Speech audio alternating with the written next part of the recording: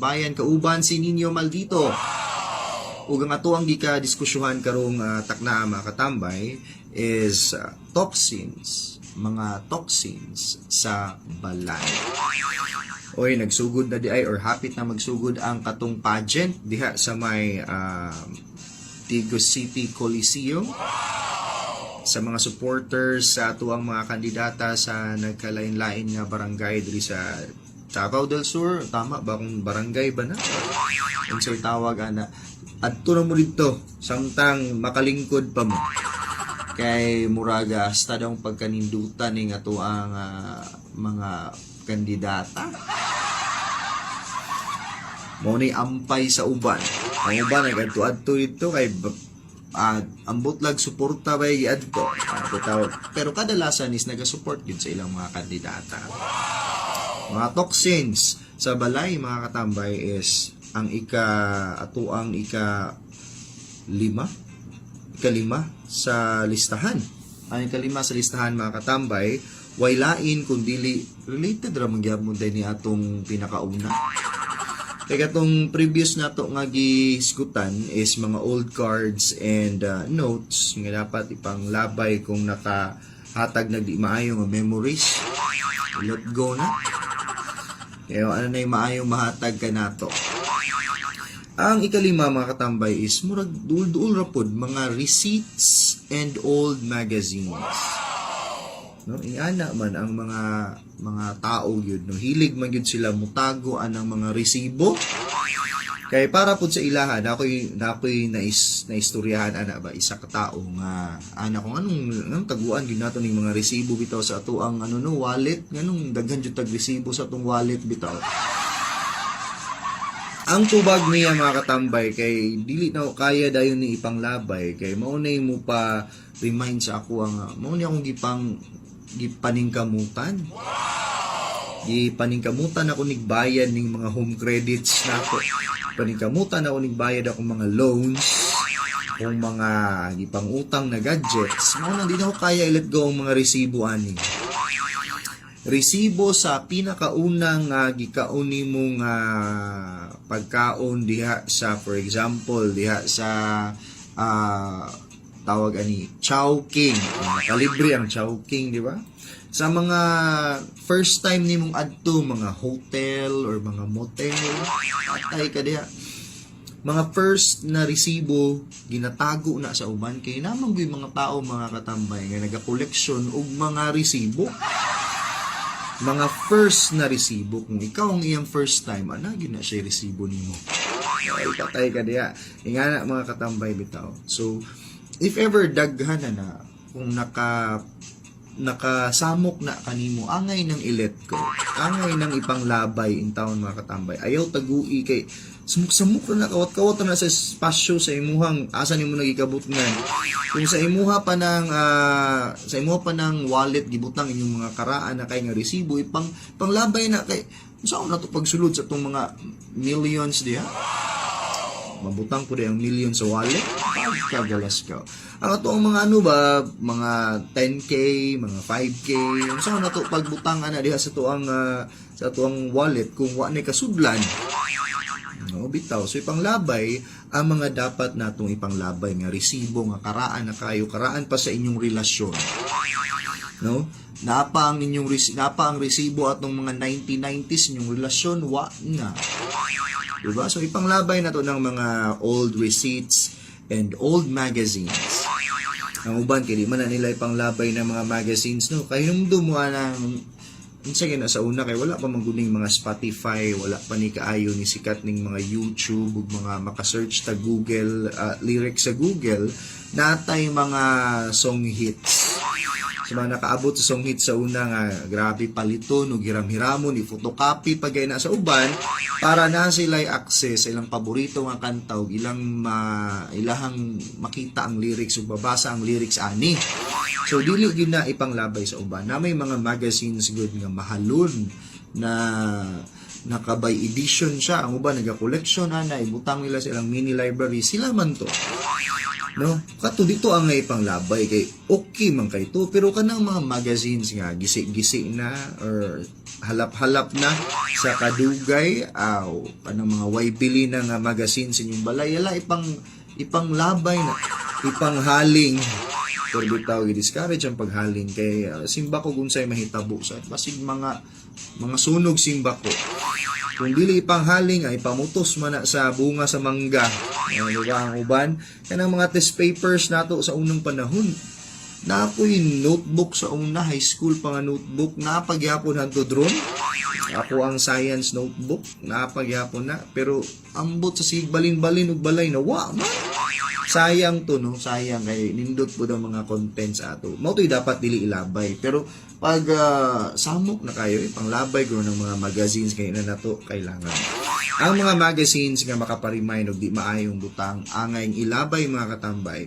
Katong mga magazines nga makahatag kanimo peace of mind ay mga advices dito, tips nga na kay makutluan dito, na kay mga mabasa dito nga maayo, mo to'y angay ikip. Katong mga magazines nga ayay na mga magazines baya nga kabalo na mo unsay pasabot nako.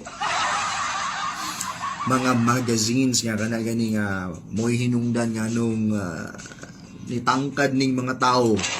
Ay na yung mga anak ang mga magazines no, kita putaan na sa una. Karon gadi naman ta kailangan og magazines para mutanaw ang mga anang butang kay one click away hatag na nimo. Ihatag na nila sa imo ang imong gusto tan-awon. No?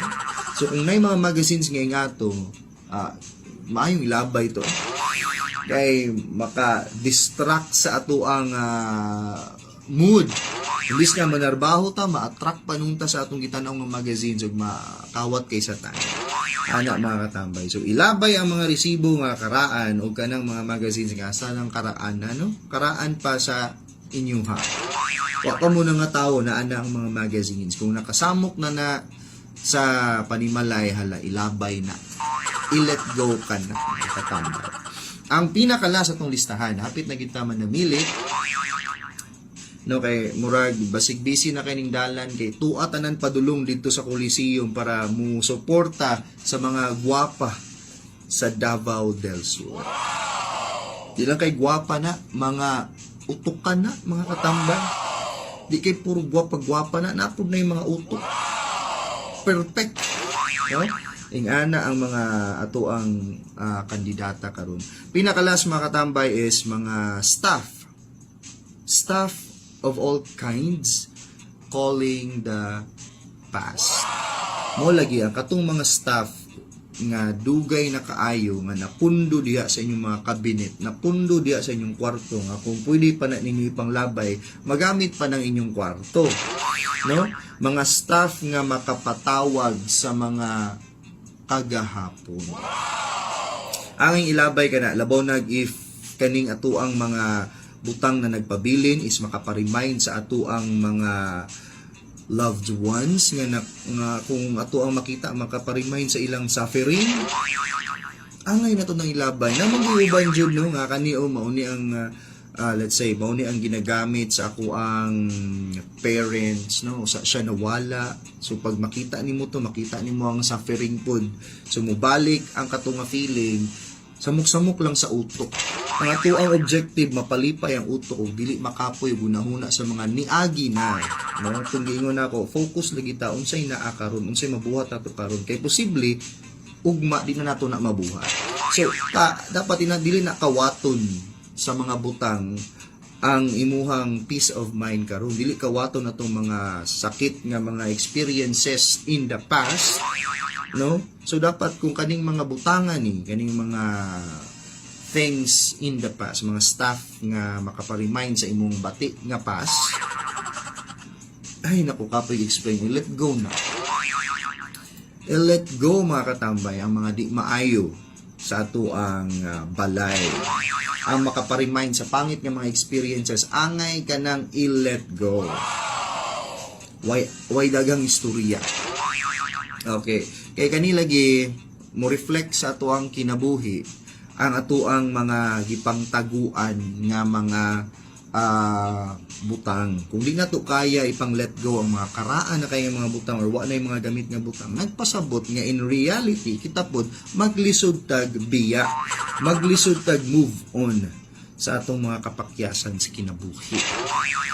Kinsay mo palag diha, ikaw nga kung makita nimo nga naa kay mga tinaguan nga mga litrato ninyo nga larawang kupas o mga resibo baron nga ipangtago ninyo, mga love letters nga ipangtago ninyo, unsa pa na mga butang hasta nang karaana na lang gyapon sa inyong mga kaban, na lang gyapon sa inyong mga boxes. Try to check yourself. Di ba ikaw utro pug ka dugay ka maka-let go sa mga butang? Dugay ka maka-let go sa pakyas nga relasyon?